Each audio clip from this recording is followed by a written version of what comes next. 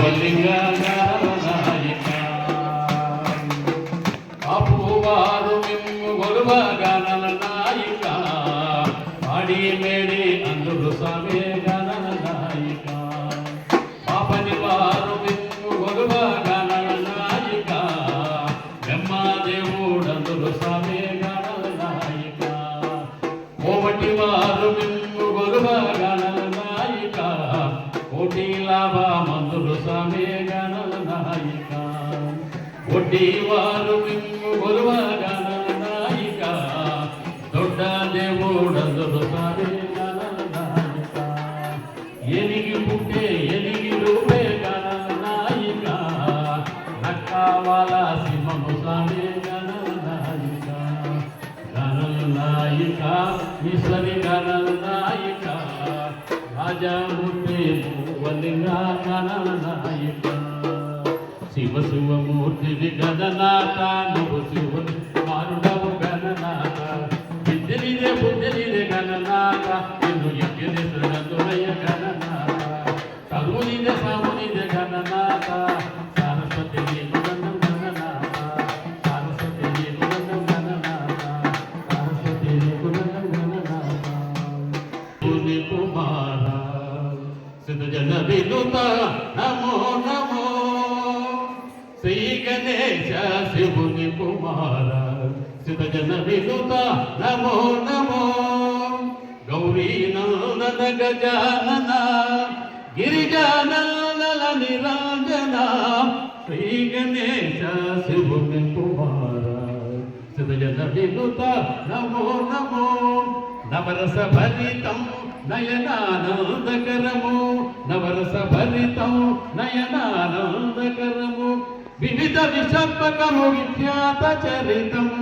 విధి నాటక విధి విధానము సాధనములకు సంవిధానము మాధవుని స్తోత్ర ప్రధానము మనుషులకు ముక్తి ప్రదాయం శ్రీ గణేశ శివుని కుమార సిద్ధజన వినుత నమో నమో సిద్ధజన వినుత నమో నమో సిద్ధజన వినుత నమో నమో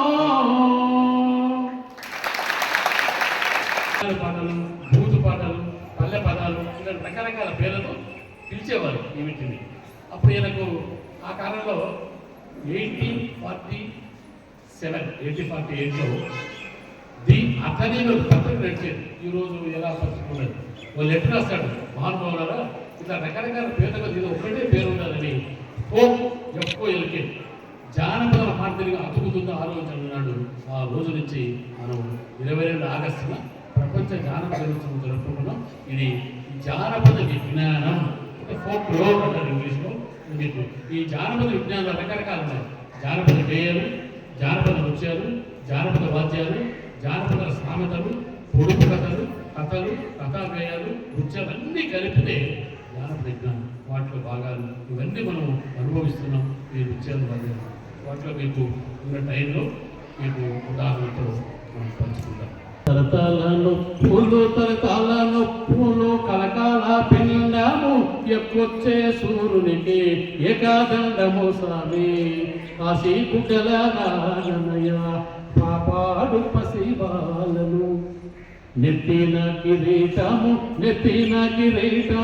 కలవాడే బాలునికి ఎక్కువచ్చే సూర్యునికి ఏకాదండము స్వామి కాశీ కుటల నాగనయ కాపాడు పసిబాలను అంటూ విష్ణు వర్ణన ఉంటుంది. ఇక్కడ చూడు ఆ విధంగా ప్రారంభమై మనకి మరో జన్మ అయితే తల్లి జన్మనిస్తుంది. అంతేకాదు ఇక్కడ చూడు మీరు మామూలుగా అన్ని రకాల రసాలు అంటే రసము యుగాలు తెలుగు సాహిత్యంలో 9 రసాలు ఉన్నాయి. శృంగార, హాస్య, కరుణ, రౌద్ర, వీర, భయానక, బీభత్స, వీటిలో హాస్య రసం నవ్వు గురించి ఇక్కడ చూడు కరెక్ట్గా నొప్పులు పడే గర్భిణీ స్త్రీ ఏమనాలి? మామూలుగా ఇక్కడ అనుకున్నటువంటి టీచర్స్ ఉన్నారు, పెద్దలు ఉన్నారు. నొప్పులు పడేటువంటి ఆ స్త్రీ ఏమనాలి? అది కూడా జానపదులు చక్కగా పాట పాడుతుంది. ఏమంటే మామూలు మనకు ఇక్కడ వస్తుంటే ఒక ముళ్ళు గుంచుకుంటుంది కాలికి ఉంటే ఏమంటే నాలుగు ఏ పదం అందుకుంటుంది?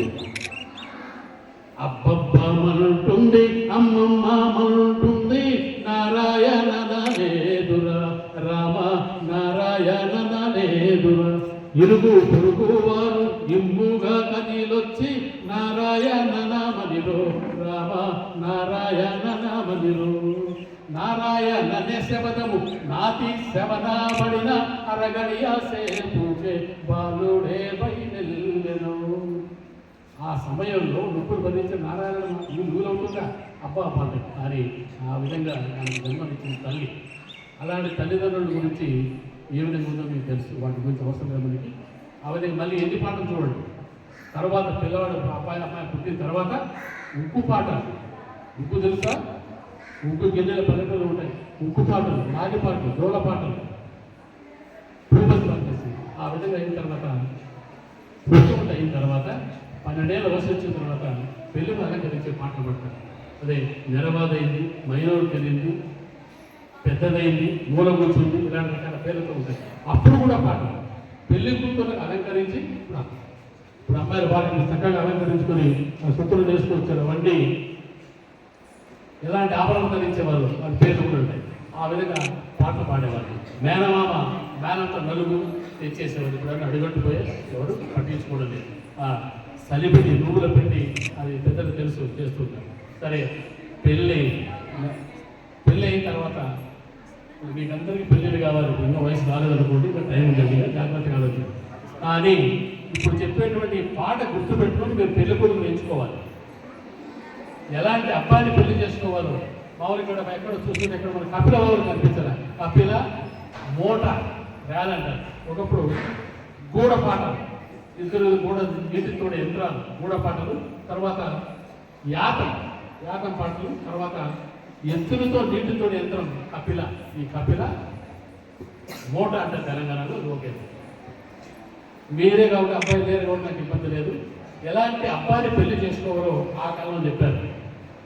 నల్లవాణ్ణి నమ్మరాదో, ఎర్రవాణ్ణి ఏలరాదు.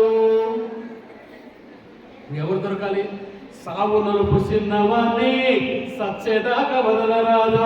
హే చెప్తానా ఇలాంటి కథలు తెలుసా? ఇక్కడ చూడండి కరెక్ట్గా. ఇది ఘంటసాల గారు గానం చేశారు. ప్రైవేట్ సాంగ్ జానపద, ఇది సినిమా గీతం కాదు, ఘంటసాల గానం చేశారు. ఇది రోకటి పాట, ఒడ్లు దంచాలి. ఈ పాటలన్నీ చూడండి. పనులు రోకటి వేసి దంచేటప్పుడు కరెక్ట్గా ఎంత ఎక్సైజ్ చూడండి. అత్తలేని కోడలు తమ్మురాలు ఓలమ్మ యాకు, పేగుల్లో మొత్తం గాలి వచ్చింది కొట్టేవాళ్ళు. ఆ విధంగా స్త్రీలకు ఆరోగ్యం ఇప్పుడు కంప్లీట్ ఫ్యాట్ పెరిగి ఏ విధంగా అనారోగ్య పాలవుతుందో చూడండి. ఆ పనులు లేక కోడల అత్త పిలుస్తుంది, అత్త పిలిచి కోడల కొడుకు పెళ్ళామా ఎగిరి గంతేసి వచ్చింది కోడలు. పచ్చి పాల మీద మేగడేదమ్మా, వేడి పాల మీద వెన్న ఏదమ్మా అని అడిగింది. ఏం చెప్పాలా కోడలు? ఒకప్పుడు కోడలు ఆమె వెళ్ళి అక్కడ ఊరు బయటికి వెళ్ళి ఓం కలారా ఓం మలారా మాతారని చూశారని చెప్పి అమ్మాయి. కానీ ఇప్పుడేంటి, ఇందాక మిత్రుడు పాట పాడాడు, స్త్రీ ఏ విధంగా ఉండాలి, ఎగిరి దూకాలి నారేమని. కానీ తెలివి కలిగిన కోడలు రేపొద్దున మీరు ఉద్యోగాలకు ఎందుకు పోతారు, అధికారి క్వశ్చన్ అడుగుతాడు, ఏ విధంగా సమాధానం ఇవ్వాలి, తగ్గేమని ఇవ్వాలి. మీకు ప్రశ్న వేస్తారు. ప్రపంచ ప్రసిద్ధిగాంచిన మర్రి చెట్టు ఎక్కడుంది? World famous tree, world famous banian tree, Guinness book of world record. ఎక్కడ? 0 మార్కులు వస్తాయి మీకు. 0 మార్కులే, ఫెయిల్, ఉద్యోగం రాదు. అందుకోసం జనరల్ నాలెడ్జ్ కోసం ఈ జానపద చూడు. ప్రపంచ ప్రసిద్ధిగాంచినట్టు మర్రి వృక్షం బనియన్ ట్రీ, తిమ్మమ్మ మర్రిమాను, ఆంధ్రప్రదేశ్, అనంతపురం జిల్లా, కదిరి సమీపంలో గుండు మీద కుగ్రామంలో ఉంది. మీరు చూడండి, నెట్లో చూసుకోండి. అది 700 దగ్గర ఉంది. జరిగిన కథకు మళ్ళీ టైం ఉంటే చెప్పేశాడు కథ గురించి. అందుకే ఇలాంటి తెలివి కలిగిన కోడలు ఏం చెప్తారు, కోడలు ఏం చేయాలి? అంతా పచ్చి పాలా మీద మేగడేదమ్మా, వేడి పాలా మీద వినేదమ్మంటే తెలివి కలిగిన కోడలు స్త్రీ ఏం చెప్పాలి? ఇప్పుడు మనకు ఒక పాట ఉంది, సినిమాలో కూడా వచ్చింది. తెలివి కలిగిన నెరజాన, జాన అనే పదం ఏ జిల్లాకు ఉంది? జాన, నెరజాన ఏ జిల్లా? నేను చిన్నదానిరా నెల్లూరి నెరజానరా, నేను చిన్నదానిరా నెల్లూరి నెరజానరా, అతి సక్కని దానిరా పాగుండ పాలము దానిరా.